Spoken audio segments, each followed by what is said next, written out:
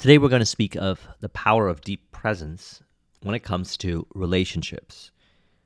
I've received a number of comments asking about further discussions on relationships, and we're going to look at it from the perspective of what we discussed in the last video, which was brazen impudence, which is about lighthearted inner conviction, power, presence, and warmth. I related it to from Olivia Fox-Cabane's book, in relation to whatever it is that we want to see in our world, our results. The same is to be said about applying that to relationships. A deep level of power being direction, specificity, warmth as in emotional intelligence, which is what we're going to talk about, based on the work of Daniel Goleman in his book, Emotional Intelligence, as well as presence. So direction, presence, and warmth, power, presence, and warmth, is something that we want to integrate further when it comes to relationships, personal relationships, business relationships, whatever kind of relationships. Now, when I decided to put this together, as far as the presentation goes, one of the ideas that popped into my mind was something that I'd learned from Think and Grow Rich, in which he states power may be defined as organized and intelligently directed knowledge. Power, as the term is used here, refers to organized effort sufficient to enable an individual to transmute desire into its monetary equivalent. Everyone knows I love the alchemical references, and he states, organized effort is produced through the coordination of effort of two or more people who work toward a definite end in the spirit of harmony.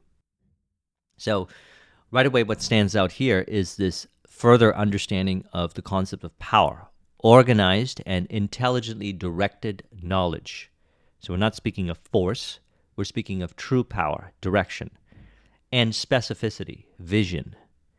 What we're also relating to this conversation is the attribute when it comes to harmonious relationship, which is spirit of harmony. And what I like to say is benefit for me, them, divine, and evolution, which is related to the golden rule, do unto others as you wish done unto yourself.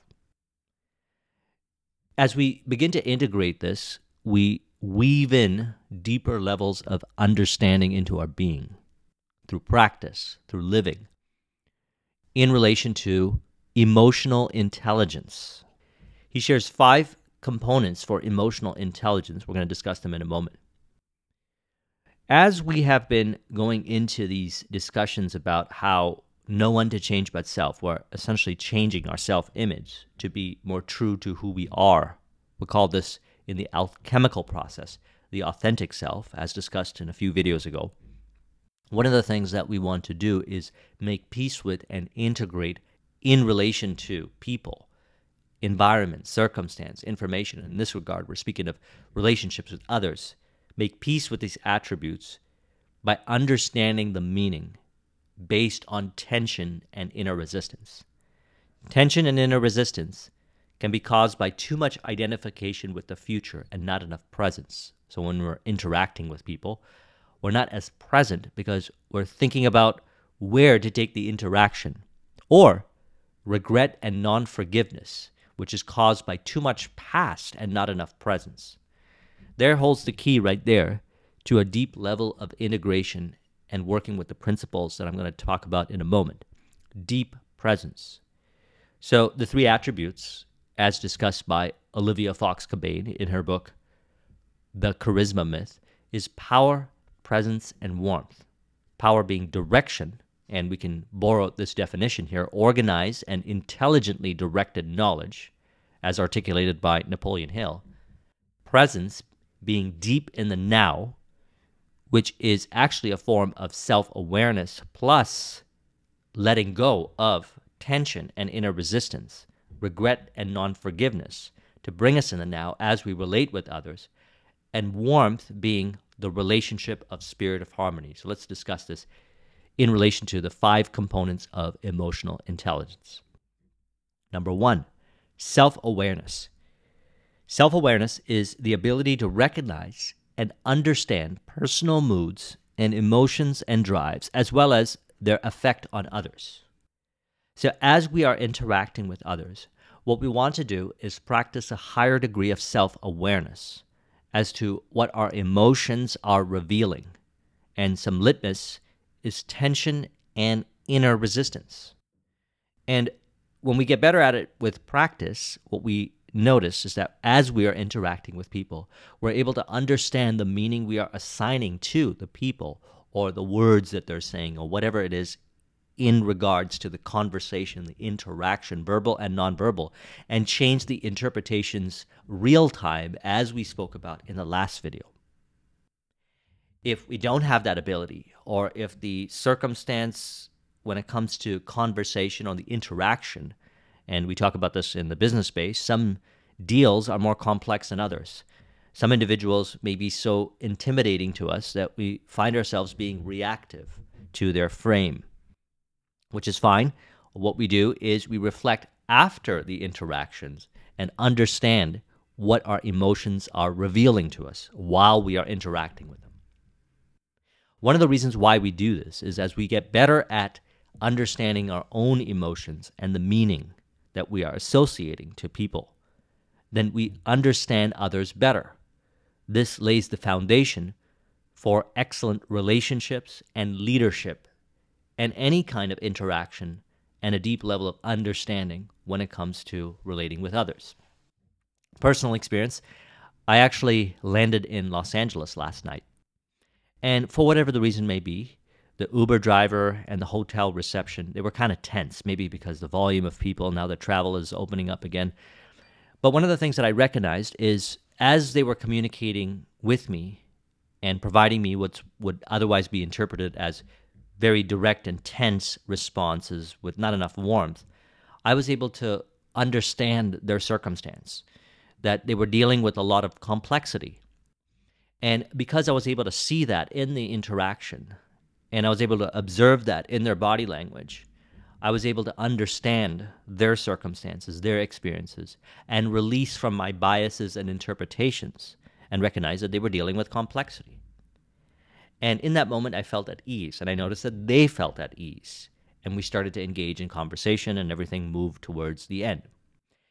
Now, understanding that other people go through a lot of complex situations based on whatever shows up in their environment is a direct correlation to our own experiences. When we have those experiences, we understand that we can also behave or communicate in the way that they are revealing, that how we would communicate if we were in those situations. Perhaps as you continue to level up your self-awareness, you'll be able to be more mindful in situations where there's a lot more complexity.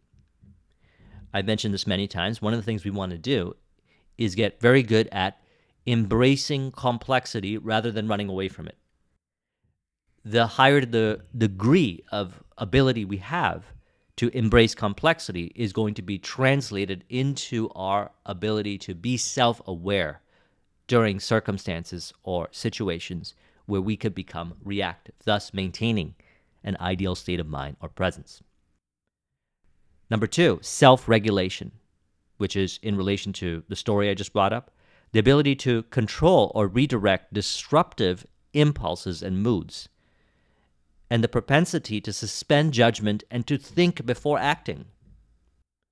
If you're dealing with someone in a leadership position, or you're in a relationship and they say something to you, or they do something that evokes certain emotional responses within yourself in which you bring forth a fight or flight type of knee-jerk impulsive response, in that moment, you can identify that this is what's happening. Now, few ways of dealing with this. Real time, as mentioned, you get better at it with practice. By placing yourself in more interactions, more conversations, public speaking, there's no substitute for experience, what I found in this journey. One of the things that I like to do is place myself in complex consulting conversations, complex leadership situations.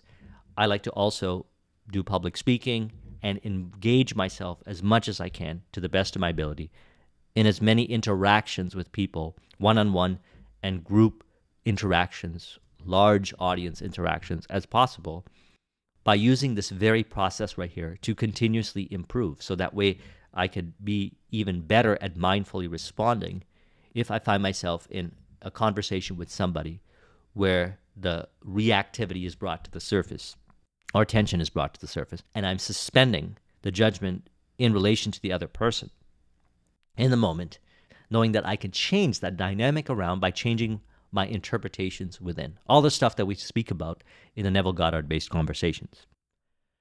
Number 3 is internal motivation. So one of the things that we find with those that have a high degree of emotional intelligence, and the value is the emotional intelligence is what's helping us relate with others. And we're just scratching the surface when it comes to discussion in relation to this book right here. I recommend reading it. Internal motivation. Those that have a high degree of emotional intelligence also happen to be internally motivated. Internal motivation such as finding flow in all things, being present and enjoying each activity that they do, enjoying each conversation. They enjoy genuinely each conversation, each interaction they have with each person. They are very deep and focused on the relationship. They find great joy and happiness within internal motivation. Marshaling emotions in the service of a goal is essential for paying attention, as he states, for self-motivation and self-mastery, and for creativity. Emotional self-control, delaying gratification, and stifling impulses underlines accomplishment of every sort. And being able to get into the flow state enables outstanding performance of all kinds. People who have this skill tend to be more highly productive and effective in whatever they undertake, including how they converse, relate, discuss, and deal with complexity when it comes to relationships, communicating with others.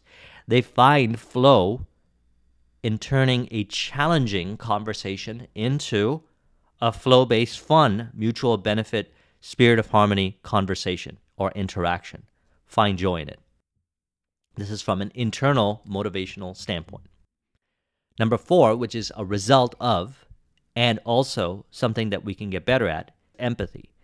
The ability to understand the emotional makeup of other people, as is mentioned. As we understand the emotional makeup and what our emotions are revealing within ourselves when we interact with people, how we perceive people in all forms of interaction. And we use this as an opportunity for self-analysis and self-realization and internal growth. We better understand the emotional makeup of others, because as we understand ourselves, we understand others. And as he even states in his book, empathy builds on self-awareness. The more open we are to our own emotions, the more skilled we will be in reading feelings. People who are empathetic are more attuned to the subtle social signals that indicate what others need and want. This is where we get better at reading body language, eye movements, the energy, the vibe.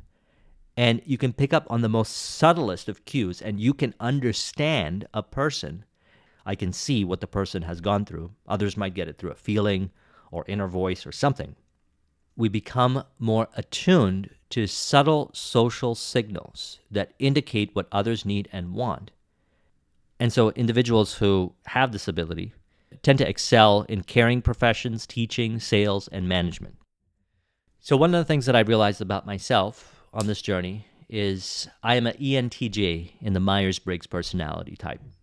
And we can have very clear visions, and we can some way, somehow make the vision happen. And one of the things that we need to work on, which for many years I went to work on this, is this emotional intelligence. And although I had it to a certain degree, I realized in order to really excel, I wanted to develop it even further. So what I noticed is that I started attracting a lot of INFJ personality types who have a very deep connection with emotional intelligence. And what I found is as I was having conversations and dealing with adversity and conflict with INFJs, they have challenged me to go deeper into improving the nuances of my verbal and nonverbal communication. And what this translated to was being a lot more of an effective leader in the business dealing, relationships, personal interactions. And it leveled up my astuteness in understanding the subtleties and the emotional cues and picking up on it in ways that I never even knew possible. So if we find it challenging to really understand people at an emotional level, I would see that tension and inner resistance as an opportunity, because it will pay off as far as not only producing the success that you would desire, which involves relationships, but just the overall well-being in your life on your day-to-day journey. Because be it the Uber driver or the reception at the lobby of the hotel, you never know when you can find yourself in a situation where an interaction with a person brings forth certain tension and inner resistance, which would make the interaction otherwise unpleasant if you reacted to that and got into conflict. Having the ability to recognize that and change the dynamic around real time is not only enormously powerful, but it is in the spirit of harmony, because what you'll notice is that when you turn those dynamics around as you're interacting with the people, they appreciate you and respect you even more, and you are memorable in their eyes. The next is social skills, which is again a result of going all the way to the top, self-awareness, which brings forth a higher degree of self-regulation, which then this internal motivational process of self-growth, as we had discussed in the alchemical spiritual transformation process, which I recommend watching the video a couple videos ago, brings forth a higher degree of inner oneness connection, more esoteric stuff, but internal motivation is a very simplistic way of looking at it, thus bringing forth a higher degree of self-awareness of our own emotions, which then brings forth a higher degree of empathy in relationship to others and their emotions, which then allows us to develop our social skills. So when we look at social skills, we're going beyond what to say, how to say, when to say, why to say. We're looking at the depth of what is facilitating the optimal, the deep emotional intelligence elements. So it's extremely valuable for everybody to develop a higher degree of emotional intelligence.